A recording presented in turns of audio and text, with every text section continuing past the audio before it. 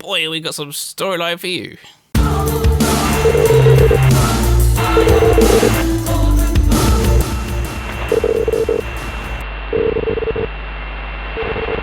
Welcome, magical people, to Resist. This is the part of the channel which is spoiler-ridden. So if you do not want to know what the storyline is for the upcoming Darkness Rising events part 1, then, well, come back another time when you want to watch it. Probably when there's a bug and you miss some of the dialogue. Special thanks below, because without these people I will not be able to do stuff like this, because although they've actually taught me how to do some of it's kind of beyond me. It's beyond my skill set, so thank you very much. So without further ado, we go into Darkness Rising, Part 1. Intro. Hurry! Constance, send an alert to all members of the Statute of Secrecy Task Force. I fear another surge in the calamity has begun. Constance, we've noticed an uptick in fanables of a dodgy sort. You know, the kind of people and things that would be right at home at OnlyFans. I mean, at Nocturne Alley. But that information hasn't been made public. I haven't even told Hermione yet. How did you find out? Harry. This is going to sound mad, but ever since I manipulated the calamity, I felt oddly connected to it. It's difficult to describe how I knew a surge was coming. If I had to put it into words, I compare it to the feeling of electricity in the air before a summer storm. Constance. Fascinating. Can you glean any other information about the surge? Harry. I can tell that someone's guiding it, but specifically who? I think he means but not specifically who, so Niantic, you got time to correct that one.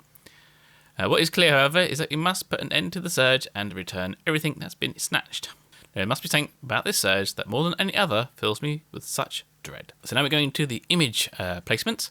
So the giant black spider. Hermione. Don't tell him I told you this, but Ron used to be quite terrified of spiders. He's gotten better about it with age, but he still asks me to take care of any spiders he finds around the house. Ron.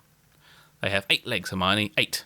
No creature needs that many legs. Mr. Multipepper's Apothecary Sign. Hermione! I never knew Mr. Multipepper's Apothecary had a shop in Nocturne Alley. Constance. I found that most people don't, outside of witches and wizards of ill repute. I'm only familiar with it because I was referred there once when the Diagonal Alley branch ran out of fairy wings. Could this be a sign, pun very much intended, that whoever's manipulating the calamity isn't above visiting a shop like this? The Poacher. Constance. That reminds me, was the Ministry able to make any headway shutting down those illegal magical creature markets that Grimm warned us about? Hermione. Yes, the Department of Magical Law Enforcement's managed to take several poachers like this one into custody since then. Yes, why is there a comma? Why is there an S there? The Department of Magical Law Enforcement. Constance. That's good news, isn't it? Why do you sound so dour? Hermione. According to Harry, every poacher they've found so far has had their minds almost completely obliterated. Most can't even remember their names, let alone any information pertinent to the case. Fascinating. Constance. Well, that isn't suspicious at all. Clearly someone doesn't want their secrets getting out. Sounds like only with ministry powers could you track them people down. Green grass. The poisonous candle. This is quite a interesting fable. Constance. Poisonous candles. Of all the dark artifacts in the world, I find them particularly revolting.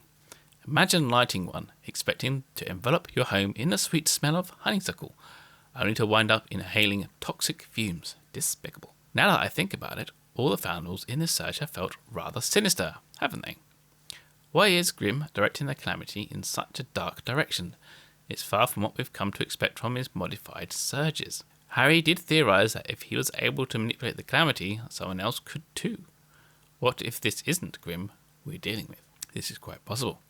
Somebody decidedly more dark could be dealing with it. Or it could be the fact that it's Halloween and no one actually realises it for some strange reason, even though it's a big thing in the books. WB and Niantic, you can mention Halloween. It's Halloween, it's fine. You can do that. You can mention it in the story, it's not a problem. Brilliant Snatcher. So these are the guys who used to round up all the school children that weren't going to Hogwarts because it's made mandatory during Snape's reign during the Deathly Hallows.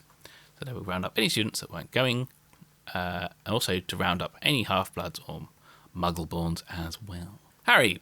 Following the Battle of Hogwarts, most of the surviving Snatchers were rounded up and thrown into Azkaban.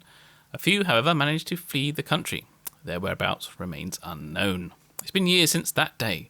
For all we know, those Snatchers might be leading normal lives under new identities, while the families of their victims continue to mourn the loss of their loved ones. Makes me ill just thinking about it. There are Snatchers, ex-Snatchers on the loose, huh? Fascinating. And now the end dialogue. It's Gareth Greengrass, or Minas, or whatever Hermione called him last time. Harry, Constance told me you've become attuned to the calamity. Tell me, have you been able to use your newfound ability to communicate with Grim at all? Can you discern where he is or why he modified this surge? Harry, no, though it's certainly not from lack of trying. The calamity simply refuses to divulge whether Grim is truly the source of this latest surge. Gareth Greengrass, it sounds like you suspect that he isn't. Am I to understand that you believe someone other than Grim and yourself is able to manipulate the calamity? Harry, Grim's previous searches have all seemed like attempts to communicate with us. This one feels different. Ill-intentioned, dangerous, dark. Grim never struck me as the type to be capable of something so malicious. Greengrass. Prior to Penelope's disappearance, I would have agreed with you, but Grim was desperate to find her, and desperation drives people to do things they'd never be capable of otherwise. Believe me, I more than anyone else want Grim to be innocent, but at some point, one must be realistic. And that is the end of the part 1 dialogue. Not quite sure what it means in terms of the bigger storyline. I think it's kind of like a little thing on its own. Although it's interesting to see there are snatchers around that never got snatched.